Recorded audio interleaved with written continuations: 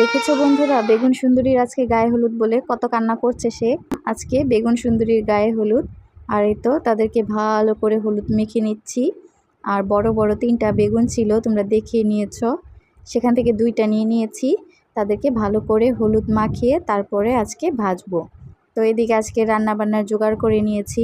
মা চাল কুমড়ো কেটে দিয়েছে, চাল কুমড়ো বা জালি কুমড়ো। আর এই তো জালির সিলকা দিয়ে আলু দিয়ে ভাজি রান্না করব, বেগুন ভাজা করব। আর এই তো সব কিছু গুছিয়ে নিয়েছি। সব কিছু গুছিয়ে নিয়ে রান্না করতে আমার বেশ ভালো লাগে, তাই সবসময় চেষ্টা করি সব কিছু গুছিয়ে নিয়ে তারপর রান্না করতে। প্রথমেই তোমাদের সাথে একটু মজা করে নিয়েছিলাম, ওটা আমার মেয়ে কান্না করছিল। তো হ্যালো এভরিওয়ান, সবাই কেমন আছো? আশা করি সবাই ভালো আছো, আমিও বেশ ভালো আছি। তো এই তো বেগুন সুন্দরীদেরকে অনেকক্ষণ হলুদ মাখিয়ে রেখে দিয়েছিলাম। এবার একটু আটার মধ্যে মেখে তারপর ডুবো তেলে ভাজবো তাদেরকে। এতে বেগুন ভাজাটা একটু মোচমোচে হবে আর খেতেও ভীষণ ভালো লাগবে। মা ওই সকালবেলা এই বেগুন 3টা এনে দিয়েছে, আর বেগুন 3টা দেখে মেয়েরা বলছিল বেগুন ভাজা খাবে, তার জন্য ভেজে নিয়েছি।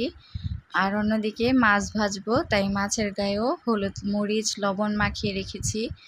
আর তেল গরম করে নিয়েছি, সেখানে লাল লাল করে মাছগুলোকে ভালোভাবে ভেজে নেব। এই তো মাছগুলো ভেজে নিচ্ছি আমি। মাছ ভাজা হয়ে গেলে তারপরে তরকারিটা রান্না করব। আর এই তো পাবদা মাছগুলো একসাথে ভেজে নিয়েছি। আজকে আমাদের পুকুরের পাড় বাঁধা হয়েছে, তো সেখানে 3জন লোক নেওয়া হয়েছিল। তো এই তো তাদের জন্য মুড়ি মাখা করে দিচ্ছি দুপুরবেলা, আর সেই সাথে লেবুর শরবত। আর এই তো দিদি আমাকে হেল্প করছিল, অন্যদিকে লেবুর শরবতটা স্বামী বানাচ্ছিল।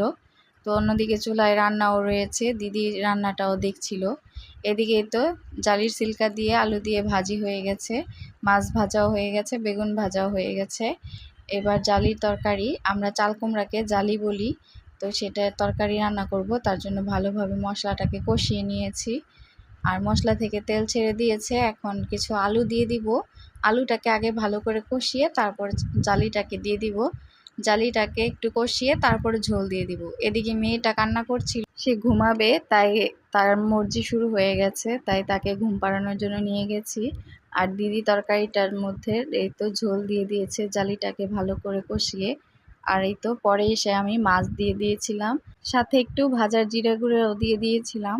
তো এই তো আমার রান্নাবান্না শেষ করে গোসল করে নিব। আর এর মধ্যেই বৃষ্টি শুরু হয়ে গেছে, তো এই তো বৃষ্টিও পড়ছিল, তাই বসে বসে একটু বৃষ্টি দেখছিলাম। ধন্যবাদ সবাইকে ভিডিওটি দেখার জন্য।